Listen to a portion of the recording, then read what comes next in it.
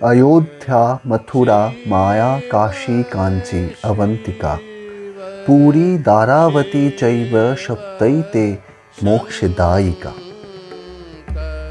ভারতবর্ষের 7টি মোক্ষদাত্রী তীর্থের অন্যতম অবন্তিকা ক্ষেত্র বা উজ্জয়িনী। এই অবন্তিকা ভারতের অন্যতম বিখ্যাত তীর্থস্থান। পুরাণের পাতায় কত তার কথা। ইতিহাস, কাব্য, সাহিত্য কত জায়গায় ছড়িয়ে আছে অবন্তিকা উজ্জয়িনীর উজ্জ্বল চিত্র। উজ্জয়িনী নাম হওয়ার কারণ, পৌরাণিক মতে ত্রিপুরাসুর দৈত্যকে বধ করার জন্য স্বয়ং মহাদেব এখানকার মহাকাল অরণ্যে রক্তদন্তিকা চণ্ডী দেবীর আরাধনা করে পাশুপত অস্ত্র লাভ করেন, আর সেই মহাপাশুপত অস্ত্রেই ত্রিপুরাসুরকে তিনি বধ করেন।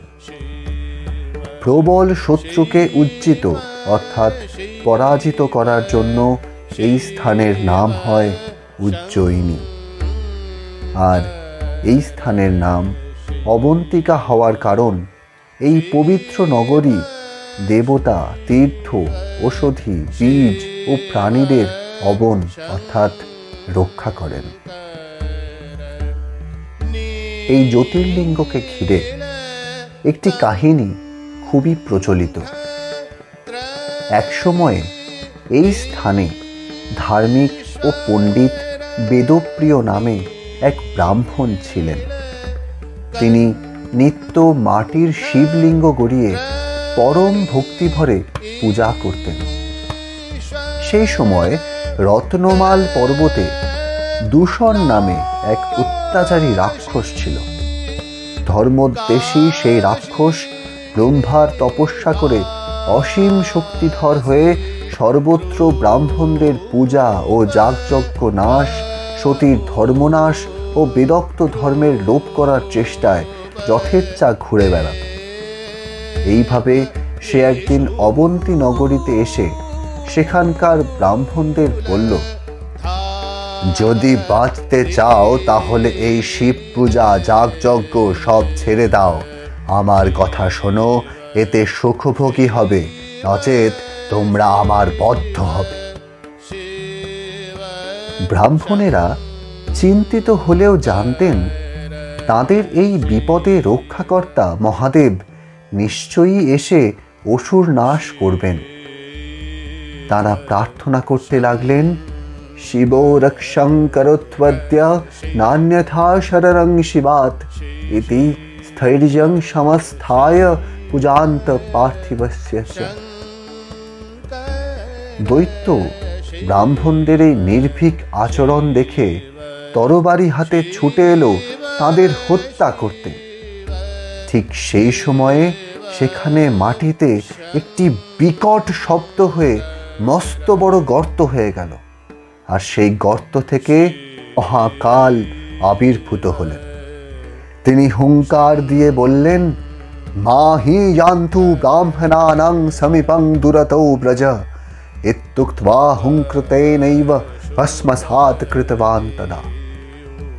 এই বলে এক হুঙ্কারে মহাকাল দূষণাসুরকে ভস্মীভূত করলেন। তখন দেবতা ও ধর্মাত্মা ভক্তেরা আনন্দে মহাকালের কাছে প্রার্থনা করতে লাগলেন, হে দেবাদিদেব, আপনি সকলের মুক্তিদান ও কল্যাণের জন্য এইখানেই অধিষ্ঠিত হন। শিব তথাস্তু বললেন, আর সেই গর্ত মধ্যে সকলের মুক্তিদানের জন্য বিরাজ করতে লাগলেন। আজও তাই মহাকাল লিঙ্গ মাটির নিচে ভূগহ্বরে বিরাজিত। কালের হিসাব অর্থাৎ সময়ের হিসাব অনুযায়ী এই স্থান পৃথিবীর মধ্যবিন্দু বলে ধরা হয়। কালের হিসাব হয় বলেই এখানকার অধিপতি মহাকাল। আদি ব্রহ্মপুরাণে এই তীর্থকে পৃথিবীর সর্বোত্তম নগরী বলা হয়েছে। আর এখানকার পবিত্র সলিলা শিপ্রা বা ক্ষিপ্রা নদীর প্রশংসা করা হয়েছে বারবার। শিব পুরাণ ও লিঙ্গ পুরাণে মহাকালকে মর্তলোকের স্বামী বলা হয়েছে।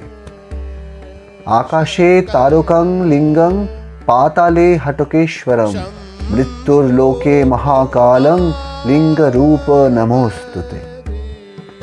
এই মন্দিরও 51টি সতীপীঠের এক পীঠ। এখানে সতীর ঊর্ধ্ব ওষ্ঠ পতিত হয়। দেবী এখানে হরসিদ্ধি নামে প্রসিদ্ধা।